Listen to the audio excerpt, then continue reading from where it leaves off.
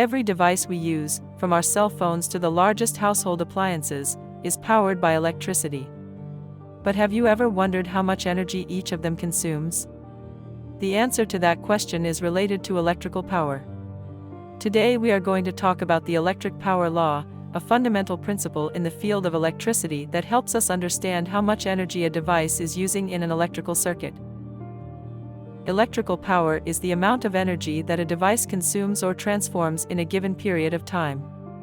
Mathematically, electrical power is defined by the formula, power equals voltage times current, where P is the power in watts, V is the voltage in volts, I is the current or current in amps. In simple terms, power tells us how much energy is being used or converted into heat, light, or another type of useful energy in a circuit. If we increase the current or voltage in a circuit, the power also increases. A device that requires a lot of power, such as a clothes dryer, needs both a high voltage and a significant current to operate properly.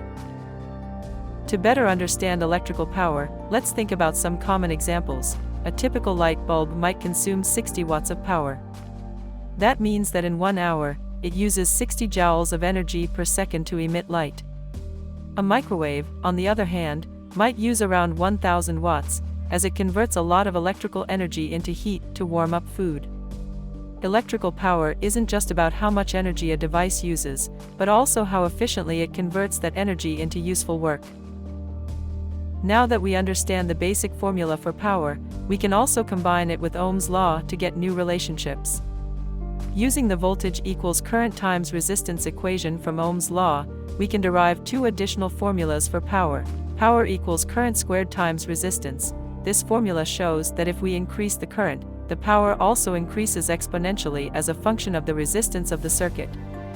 Power equals voltage squared divided by resistance. This equation tells us that power can also depend on the applied voltage and resistance. These calculations are useful when we want to analyze how the components in a circuit affect the amount of power consumed or transformed. Let's apply what we've learned with a practical example. Let's imagine that we have a circuit with a voltage of 10 volts and a current of 2 amps.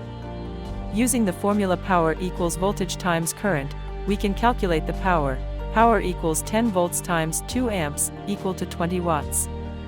That means that the device connected to the circuit consumes 20 watts of power. Now, if we increase the current to 3 amps but keep the voltage constant, what will the new power be? Power equals 10 volts times 3 amps, equal to 30 watts. As we can see, by increasing the current, we also increase the power consumed.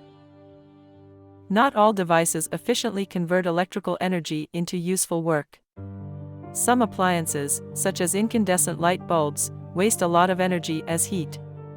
On the other hand, LED bulbs, which use less power, are much more efficient at converting electricity into light. The efficiency of a device is directly related to how much power it consumes and how much of that power is used to perform the desired work. So how can we measure electrical power in real life? There are devices called wattmeters, which directly measure the amount of power consumed by an appliance. For example, if we connect a wattmeter to a computer and turn on the monitor, we can see how much power the device is consuming in real time. This is useful for monitoring energy consumption and reducing electrical costs at home or in industry.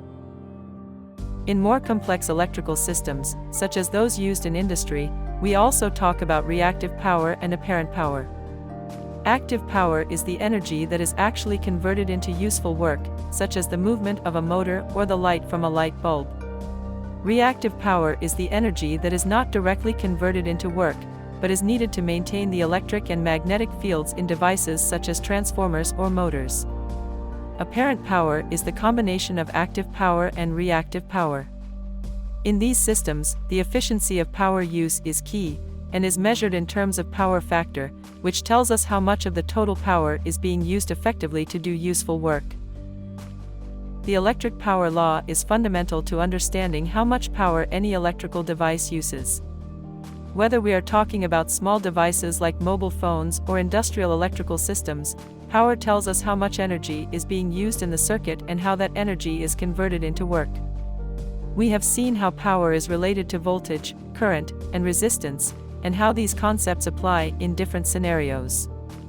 Knowing electrical power is not only important for understanding how devices work, but also for optimizing energy usage and making more efficient use of electrical resources.